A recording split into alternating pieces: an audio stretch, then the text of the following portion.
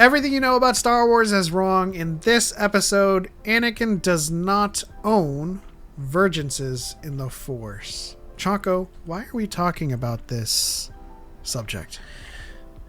I mean, it's been some time since the Acolyte came out, and that was the main source of contention was when we find out that a vergence was used in the creation of May and Osha, that it somehow affected or was a copycat or the same thing or even similar to Anakin, despite not being so at all. But vergences are all over the place in Star Wars. Yes. We've seen quite a few of them. We've seen the cave on Dagobah. We've seen the weird butthole on Octo. You call them space buttholes? Look at it. Tell me, tell me that it couldn't have been designed different. You know what I mean? Sphincter. The Jedi Temple is on top of one.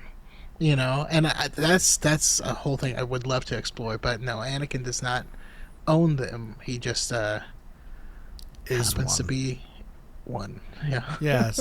So what makes Anakin special in the context of the Skywalker saga, because we have to kind of dispel this notion that Anakin is the only thing and the only special thing that's ever happened in the Star Wars galaxy.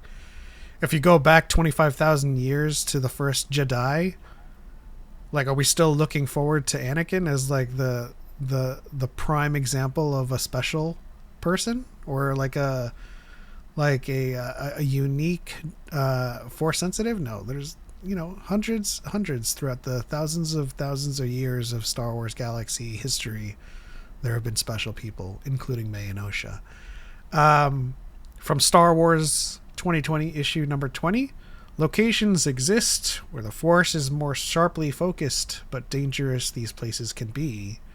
Vergences they are called. It's tough reading Yoda's lines.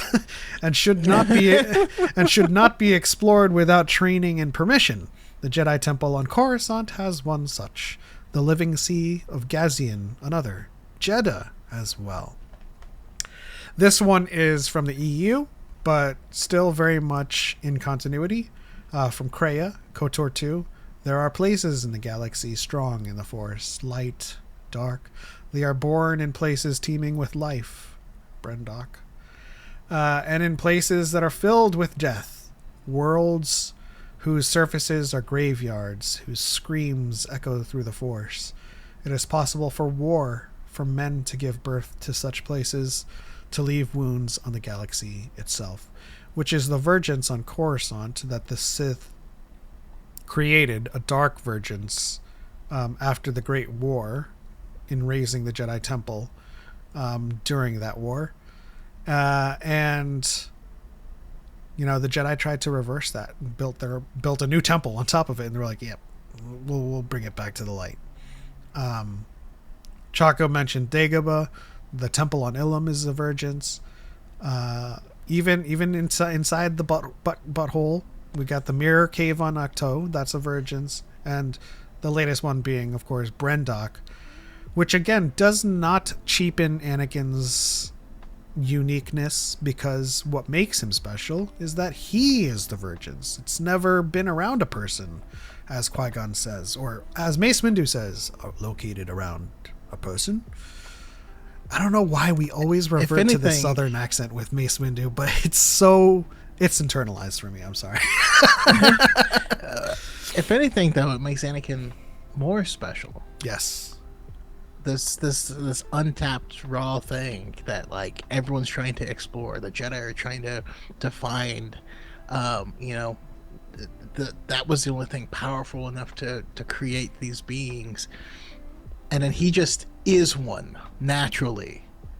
That makes him more special, not less. Yeah, and going off of the quote from Kreia,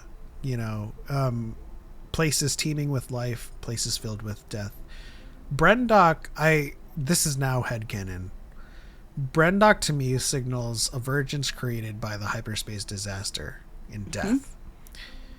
When it starts when it's teeming with life and the Jedi are now surveying it and they've found this new vergence, I feel like it is as a result of the creation of Osha and May.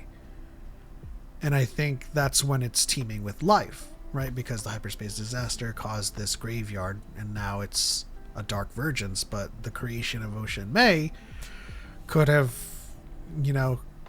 made it a vergence that was based in life.